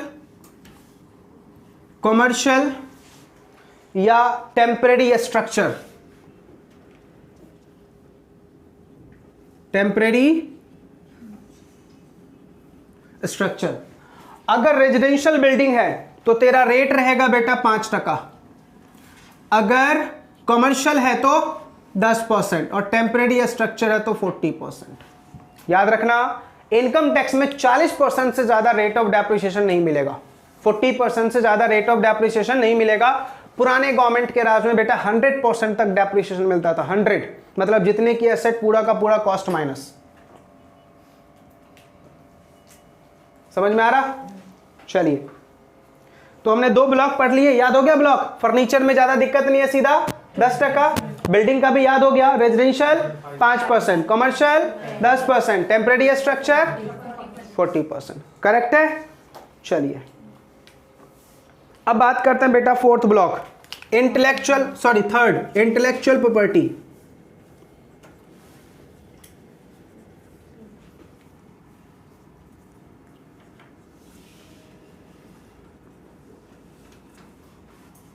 इंटेलेक्चुअल प्रॉपर्टी सीधा बेटा 25%। क्या क्या आएगा इंटेलेक्चुअल प्रॉपर्टी में? Copyright, patent, trademark, know how, इन सब के ऊपर सीधा बेटा कितना? 25%। कोई दिक्कत?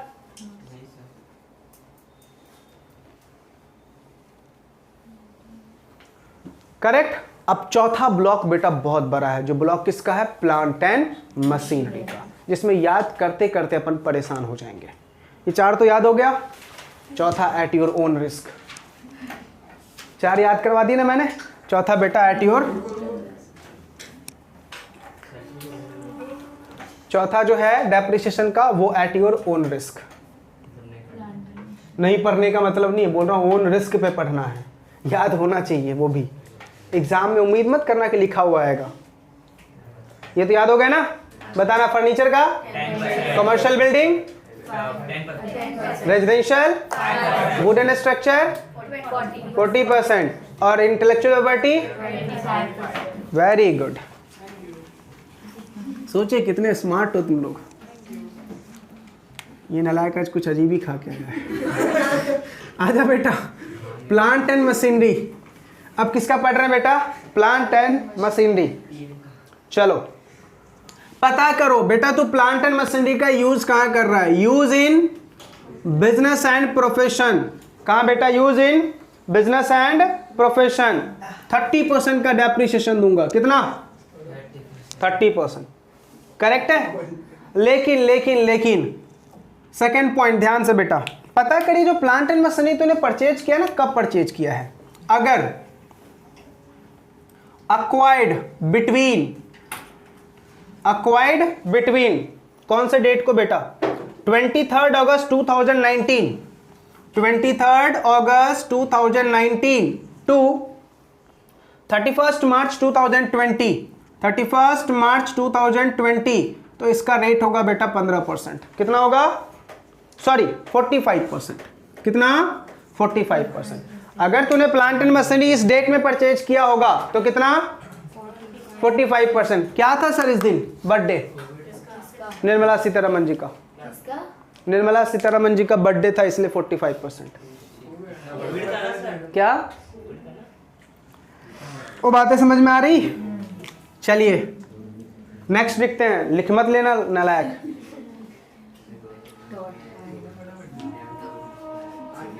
आ जाइए next, motor vehicle. Motor vehicle के ऊपर बेटा कितना? 15%। कितना बेटा? 15%। यहां भी सेम बेटा, अक्वायर्ड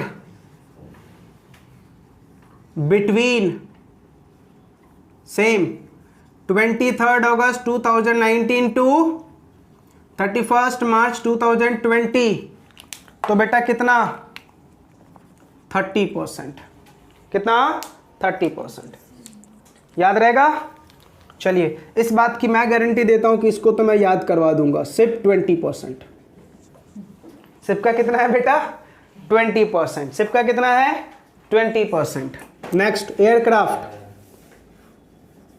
एयरक्राफ्ट का 40%, एयरक्राफ्ट का कितना बेटा 40%।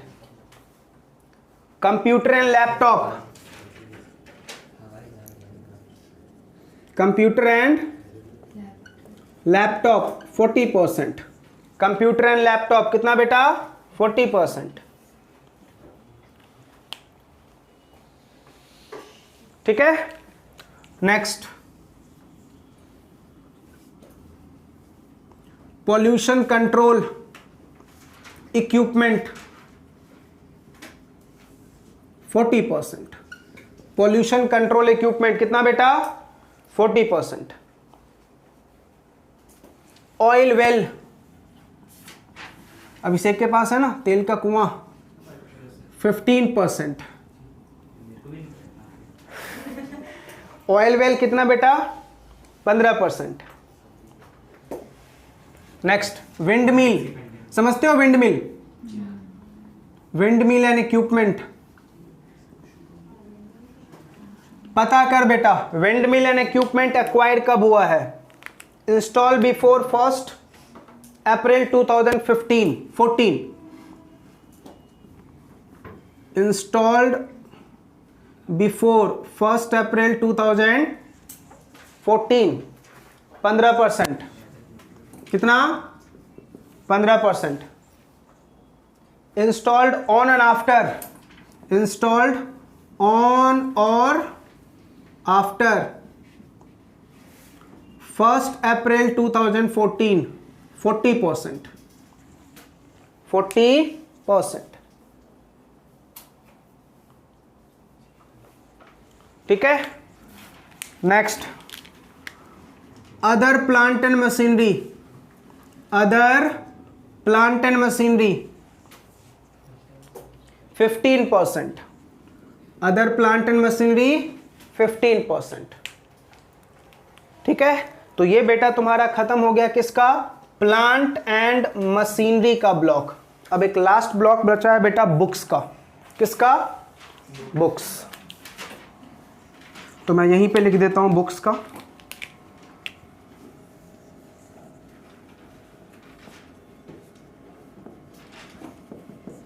बुक्स, बुक्स में पता कीजिए एनुअल पब्लिकेशन है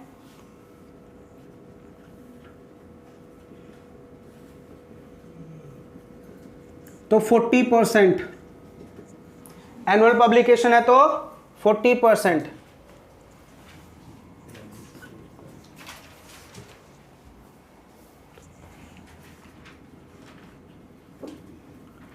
लाइब्रेरीज वाली बुक्स है तो 40%,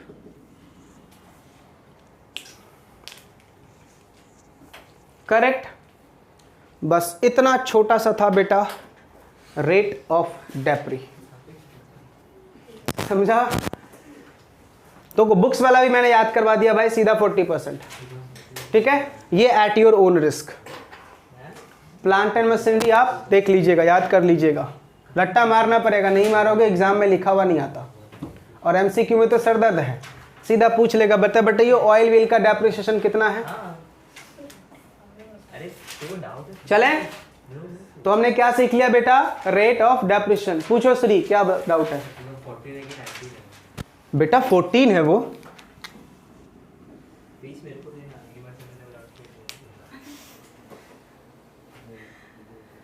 वो बातें समझ में आ रही, कोई डाउट। चले आगे, चलिए तो हमने रेट ऑफ डेप्रिसिएशन पूरा कंप्लीट कर लिया, ठीक है। अब लिखेंगे how to compute depreciation, how to compute depreciation. Rough कर दूं, रफ करूं श्री।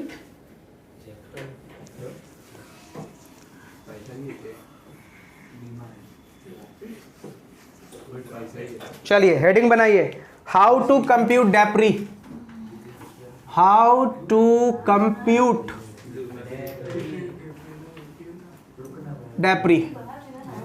डेप्रिसिएशन बेटा कैसे निकालेंगे, डेप्रिसिएशन कैसे निकालेंगे, ठीक है। चलिए सबसे पहले हम लेंगे बेटा ओपनिंग WDV, ओपनिंग WDV, इसमें ऐड कर देंगे क्या, परचेज, कब का बेटा, प्रीवियस ईयर का, परचेज कर देंगे किसका, प्रीवियस ईयर का, और लेस कर देंगे sale, damage, discarded, sale damage discarded any year का, वो क्या कर देंगे बेटा, लेस कर देंगे, सेल डैमेज और डिस्कार्डेड क्या कर देंगे, लेस कर देंगे।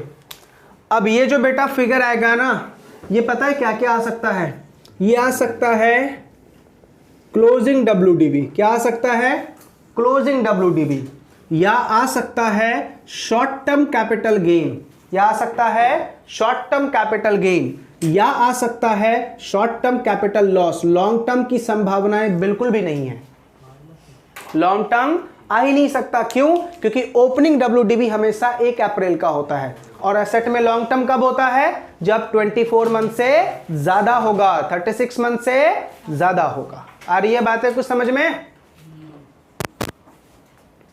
समझा। तो देखो हम क्या लेंगे बेटा, ओपनिंग WDV, लेस ऐड क्या कर देंगे, परचेज, लेस क्या कर देंगे, सेल, डैमेज और डिस्कार्डेड। याद कीजिए अपन ने कैपिटल गेन में मैंने बोला था एक टॉपिक मेरा उधार रहा, PGEP में पढ़ाऊंगा, बिजनेस एसेट के ऊपर कैपिटल गेन कैसे निकालते हैं। आज वो दिन बेटा आ चुका है, ठीक है। कोई डाउट, मुझे नहीं लगता हम वहां तक जा पाएंगे आज, क्योंकि आपकी जान इतने में ही निकलने वाली है। यहां समझ में आया क्या बोला मैंने, ओपनिंग WDV ऐड क्या करना है, परचेज, लेस क्या करना है, सेल, क्या निकल के आ जाएगा, या तो क्लोजिंग, या तो शॉर्ट टर्म, या तो शॉर्ट टर्म कैपिटल लॉस या गेन। करेक्ट है। अब समझना ऐसा कब होगा, एक बात छोटा सा एग्जांपल देके समझा रहा हूं। मान ले बेटा तेरा ओपनिंग WDV 60,000, ओपनिंग कितना 60,000, तूने इस साल परचेज किया 90,000 का, तो तेरा टोटल कॉस्ट कितना हो गया 1,50,000, और सेल किया तूने 30 का, तो कम है ना। अगर सेल प्राइस कम होगा तो क्लोजिंग WDV, सेल प्राइस कम होगा तो क्लोजिंग WDV, समझ में आया। सेल प्राइस ज्यादा होगा तो short term capital gain. Sir loss कब आएगा, अभी आपने तो हमें कंफ्यूज कर दिया। कम हुआ तो क्या बोला, क्लोजिंग WDV। अच्छा ज्यादा होगा तो क्या होगा, शॉर्ट टर्म कैपिटल गेन। ध्यान से सुनना, अब लॉ मेकर ने इस हेड के अंदर में 2 बातें बताई हैं। पता कर तू सारा ब्लॉक सेल कर रहा है या थोड़ा सा ब्लॉक सेल कर रहा है, ठीक है। अब ध्यान से सुनना, मैं बता क्या रहा हूं। हमने क्या बोला कि हम कैपिटल PGEP के अंदर में क्या देखते हैं, क्या देखते हैं, ब्लॉक, क्या देखते हैं, ब्लॉक, ठीक है। पता करो अगर तू इंटायर ब्लॉक सेल कर रहा है, इंटायर ब्लॉक सोल्ड, क्या कर रहा है बेटा, तू पूरा का पूरा ब्लॉक सेल कर रहा है। पूरा का पूरा ब्लॉक सेल का मतलब क्या है, मान ले तेरे पास ओपनिंग के टाइम में टोटल 5 एसेट थे। ए ओपनिंग के टाइम पे तेरे पास कितने एसेट थे बेटा, 5, A, B, C, D और E, 5 एसेट थे, ठीक है। तूने अभी 2 और परचेज किया, मतलब F और G परचेज किया, करेक्ट है। अब मुझे बताओ टोटल तेरे ब्लॉक में कितने एसेट हो गए, 7, ठीक है। अब यहां पे तू सेल कर रहा है, सेल कर रहा है ओनली, सेल कर रहा है ओनली A एंड B को। किसको सेल कर रहा है, A एंड B को। मुझे बता क्या पूरा ब्लॉक सेल हो रहा, नहीं ना, इसको बोलते हैं part of the block sale. क्या बोलते हैं इसको, part of the block sale. अरे बाबू समझ में आया, part of the block sale, part of the block sale, समझ में आ रहा। Part of the block sale का मतलब क्या है, तेरे टोटल ब्लॉक में से तू कुछ एसेट सेल कर रहा है, तो इसको क्या बोलते हैं, पार्ट। अगर तूने सारा सेल कर दिया, ए से लेके जी तक सब सेल कर दिया, तो इंटायर। आ रही है बातें समझ में। अब ध्यान से सुनो बेटा, अगर तेरा इंटायर ब्लॉक सेल होता है, क्या होता है? इंटायर ब्लॉक सेल होता है। ध्यान से, अगर तेरा सेल प्राइस जो है वो ज्यादा है, सेल प्राइस क्या है? ज्यादा है। किससे? कॉस्ट से। तो मुझे बताओ, क्या ब्लॉक तेरे पास बचा? नहीं बचा ना, तो क्या होगा? Short term capital gain. Sale price ज्यादा है किससे? कॉस्ट से, तो क्या होगा? Short term capital gain. क्यों? क्योंकि मैंने पूरा का पूरा ब्लॉक सेल कर दिया, मेरे पास कुछ एसेट बचा ही नहीं है। ठीक है, अब बताना, जब एसेट बचा ही नहीं तो बेटा तेरा नेक्स्ट ईयर का ओपनिंग WDV क्या होगा? नील। करेक्ट है सर। करंट ईयर का डेप्री क्या होगा? नील। समझ में आ रहा? अगर तेरा ब्लॉक है ही नहीं तो अगले साल का ओपनिंग WDV नील, करंट ईयर का डेप्रिसिएशन नील, क्योंकि मैंने सारे एसेट ही बेच दिए। याद आ रही कुछ बातें? क्या बोला था? 31 मार्च को एसेट दिखेगा तो ही डेप्रिसिएशन दूंगा, अदरवाइज नहीं दूंगा। करेक्ट ना? अब आ जाओ, अगर बेटा तेरा सेल प्राइस जो है वो लेस है, किससे? कॉस्ट से, तो क्या हो जाएगा? Short term capital loss. Short term capital loss. क्यों? क्योंकि मैंने इंटायर ब्लॉक को सेल कर दिया है। क्या कर दिया है? इंटायर ब्लॉक को सेल कर दिया है। अगेन ये दोनों कहानी सेम।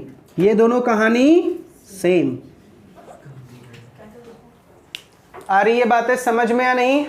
पक्का बेटा क्लियर हुआ? श्री भाई साहब आपको समझ में आया? वापस से बोलो सर। अगर सेल प्राइस ज्यादा है, किससे? कॉस्ट से। बेटा तूने बेचा 20 रुपए में, खरीदा 10 रुपए में, बता गेन हुआ? क्यों गेन हुआ? क्योंकि एसेट मेरे पास कुछ बचा ही नहीं है, सब मैंने बेच दी। करेक्ट है? तो अगले साल का ओपनिंग WDV नील और करंट ईयर का डेप्रिसिएशन भी नील।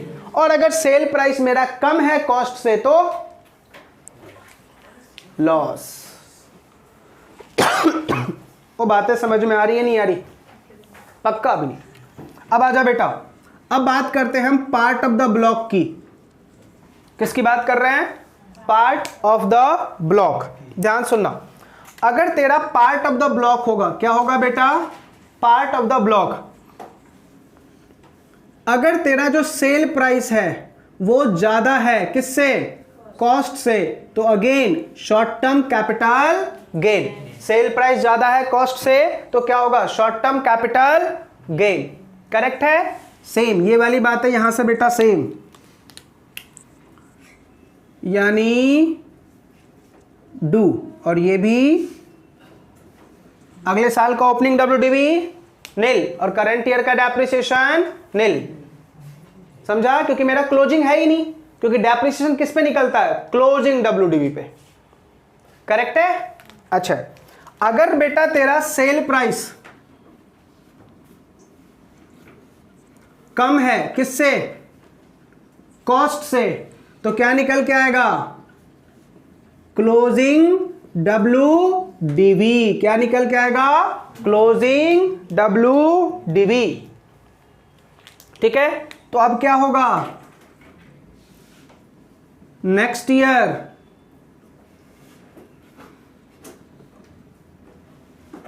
ओपनिंग WDV कैसे निकालेंगे? तो closing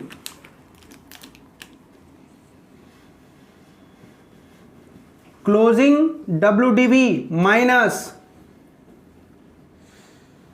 डेप्री of current year.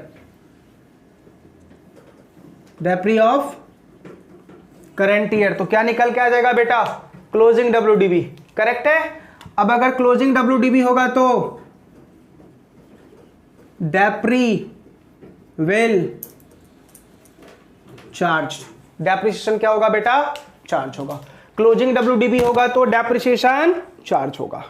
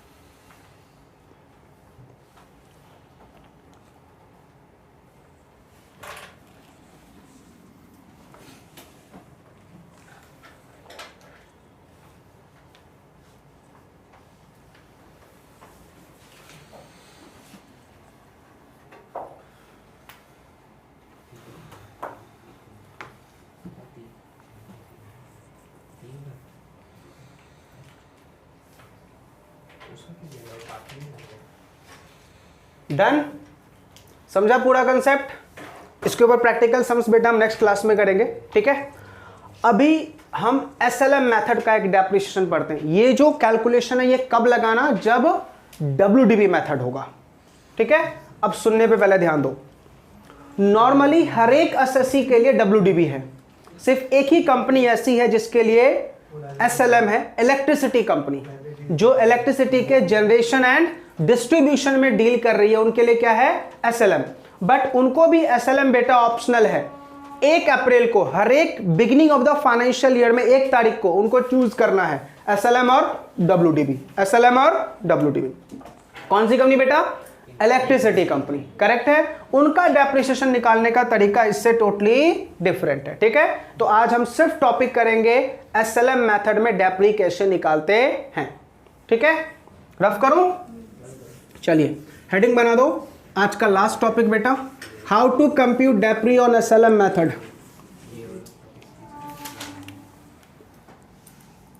SLM method किसके लिए होगा बेटा, ओनली फॉर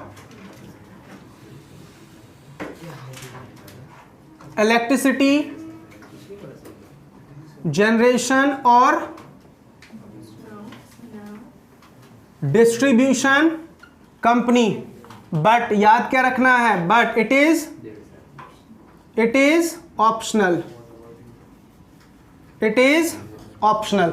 ऑप्शनल है बेटा उनके लिए, वो 1 अप्रैल को डिसाइड करेंगे कि उनको यह ऑप्शन लेना है या नहीं लेना है। अगर एक बार ऑप्शन चूज कर लिया तो पूरे उस फाइनेंशियल ईयर में आपको इसी मेथड में रहना होगा, मिडिल में आप चेंज नहीं कर सकते, करेक्ट है। चलो इसका एक एग्जांपल समझाता हूं, पूरा टॉपिक समझेगा।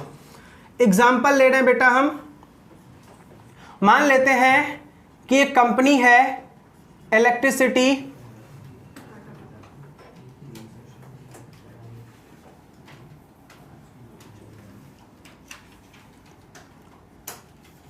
कंपनी है, करेक्ट है। चलो इन्होंने एक प्लांट एंड मशीनरी बेटा परचेज किया था, प्लांट एंड मशीनरी परचेज किया था ऑन 1 अप्रैल 2021 को। 1 अप्रैल 2021 को इन्होंने, या फिर हम लेते हैं 19, 1 अप्रैल 2019 को हमने क्या किया था, एक प्लांट एंड मशीनरी परचेज किया, ठीक है। कॉस्ट कितना था, 10 लाख रुपए। कॉस्ट कितना था बेटा, 10 लाख रुपए। After 3 years of use sold, 3 साल के बाद उसको क्या कर रहा है बेटा, सेल। कितने में सेल कर रहा है, तो आपको अलग अलग प्राइस दे रखा है, ठीक है। सेल मान लो, पहला पॉइंट ये दे रखा है कि मान लो सेल कर रहा है 9 लाख में। सेल कितने में कर रहा है, 9 लाख में। दूसरा पॉइंट आपको अगर ये पूछ रहा है, सेल कर रहा है बेटा 3 लाख में। सेल कितने में कर रहा है, 3 लाख में। और तीसरा बोल रहा है कि मान लो सेल कर रहा है 20 लाख में। कितने में, 20 लाख में। तो आपको बताओ क्या ट्रीटमेंट होगा, ठीक है। समझना बेटा, अब यहां पे मैं सॉल्यूशन कर रहा हूं, ध्यान से देखना। एक बात मुझे बताओ, एसेट को परचेज कितने में किया गया था, 10 लाख में। तो बेटा तेरा एसेट का कॉस्ट कितना है, 10 लाख, ठीक है।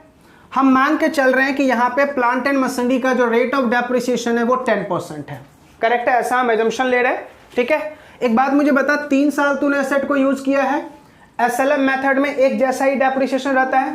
तो एक बात मुझे बता, इसका डेप्री कितना आएगा बेटा? 1 साल का 1 लाख आएगा ना, 10 लाख का 10%, 1 साल का 1 लाख मल्टीप्लाइड बाय 3 लाख बेटा इसका डेप्रिसिएशन आएगा। तो अब मुझे बता इसका आज के दिन क्लोजिंग WDV कितना है, क्लोजिंग वैल्यू कितना है बेटा? 10 लाख की तेरी मशीनरी थी, 3 लाख का तेरा डेप्री चला गया, तो आज के दिन तेरी वैल्यू कितनी? 7 लाख। आज के दिन तेरी वैल्यू कितनी? 7 लाख। अरे समझ में आ रहा मैं क्या बोल रहा हूं? ठीक है, अब ध्यान से एक एक चीजों को ध्यान से देखना। तू 7 लाख की चीज कितने में बेच रहा है? 9 लाख में। 7 लाख की चीज कितने में बेच रहा है? 9 लाख में। ये जो तेरा 2 लाख आया ना बेटा, ये 2 लाख क्या कहलाएगा? गेन। क्या कहलाएगा? ये गेन। लेकिन कैसा वाला गेन? ध्यान से, इस गेन को बोला गया है बैलेंसिंग चार्ज। क्या बोला गया है? इसको बोलते हैं नॉर्मल बिजनेस प्रॉफिट। क्या बोलते हैं इसको? Normal business profit. ठीक है, और क्या होगा ये? टैक्सेबल। क्या होगा ये? टैक्सेबल। कहां taxable? Under the head PGBP। कौन से साल में? कौन से साल में? तो sir year in which asset is sold. Correct है? समझा? पॉइंट नंबर A क्लियर हुआ? अब आजा बेटा पॉइंट नंबर B। बेटा तू 7 लाख की चीज कितने में बेच रहा है? 3 लाख में। तो तुझे 4 लाख का क्या हो गया? लॉस। इसको बोलते हैं terminal depreciation. Terminal depreciation. It's a normal business loss. क्या कहलाएगा ये? Normal business loss. ठीक है, और क्या होगा? नॉर्मल बिजनेस लॉस किस साल मिलेगा? Set of from profit. कौन से साल में? कौन से साल में? Year in which asset is sold. Year in which asset is sold. समझ में आ रहा? तो अगर तुमने लॉस में बेचा तो उसको हम क्या बोलते हैं? Terminal depreciation. और उस साल की प्रॉफिट में से हम इसको क्या करेंगे? लेस करेंगे। किस साल? जिस साल तुमने एसेट को बेचा है। करेक्ट है? ये आया क्या पूरा? यहां तक आ रहा है? ध्यान से। अब बेटा last point, point number C। Point number C, this is most typical. एक बात बता बेटा, 7 लाख की चीज तू कितने में बेच रहा है? 20 लाख में। अगर इस फिगर को ध्यान से देख तो तेरे ओरिजिनल कॉस्ट से भी ज्यादा है। तेरे ओरिजिनल कॉस्ट से भी ज्यादा है। ठीक है, अब समझना, अगर तेरा एसेट का कॉस्ट ओरिजिनल कॉस्ट से भी ज्यादा है तो इसका 2 बाइफर्केशन तुम करेगा। इसका 2 बाइफर्केशन करेगा। ठीक है बेटा, मुझे बता इसका ओरिजिनल कॉस्ट कितना है? 10 लाख। सेल कितने में किया है तूने? 20 लाख। तो 20 लाख माइनस 10 लाख मतलब cell price minus original cost is a capital gain. Is a capital gain. अब ये लॉन्ग टर्म हो सकता है और शॉर्ट टर्म हो सकता है। ये जो गेन होगा बेटा कैसा होगा? या तो लॉन्ग टर्म कैपिटल गेन होगा या शॉर्ट टर्म कैपिटल गेन होगा। कब? 3 साल से ज्यादा होगा तो लॉन्ग टर्म, 3 साल से कम होगा तो शॉर्ट टर्म, एग्जैक्ट 3 साल होगा तो शॉर्ट टर्म। हमने क्या बेचा है? आफ्टर 3 इयर्स ना, तो लॉन्ग टर्म। अपने वाले एग्जांपल में क्या होगा? ये लॉन्ग टर्म। करेक्ट है? अब एक बात बता, तेरी एसेट की एट प्रेजेंट मार्केट वैल्यू कितनी है? 7 लाख। तेरे एसेट का ओरिजिनल कॉस्ट कितना था? 10 lakh. 10 lakh minus WDV। 10 lakh minus WDV। ये जो तेरा 3 लाख आया ना बेटा, इसको बोलते हैं बैलेंसिंग चार्ज। क्या बोलते हैं इसको? और ये टैक्सेबल होगा अंडर द हेड PGBP। कौन से साल में? इसी को हम क्या बोलेंगे बेटा? ये जो है 3 लाख, इसको क्या बोलेंगे? Balancing charge. सेम इसका अगर मैं एरो बनाऊं तो ऐसे बना सकता हूं, सेम ये वाला ट्रीटमेंट। आ रही है बात है समझ में? This is SLM method. जब भी आप एसएलएम मेथड से डेप्रिसिएशन कैलकुलेट करोगे तो दो बातें आएगा, क्या? बैलेंसिंग चार्ज और टर्मिनल डेप्रिसिएशन। बैलेंसिंग चार्ज और टर्मिनल डेप्रिसिएशन। बैलेंसिंग चार्ज कब आएगा? Sale price is more than WDV, लेकिन अप टू ओरिजिनल कॉस्ट। ठीक है, ओरिजिनल कॉस्ट से ज्यादा कैपिटल गेन, ओरिजिनल कॉस्ट से ज्यादा कैपिटल गेन। अब ये लॉन्ग टर्म और शॉर्ट टर्म कुछ भी हो सकता है। वो समझ में आ रही या नहीं आ रही? पक्का।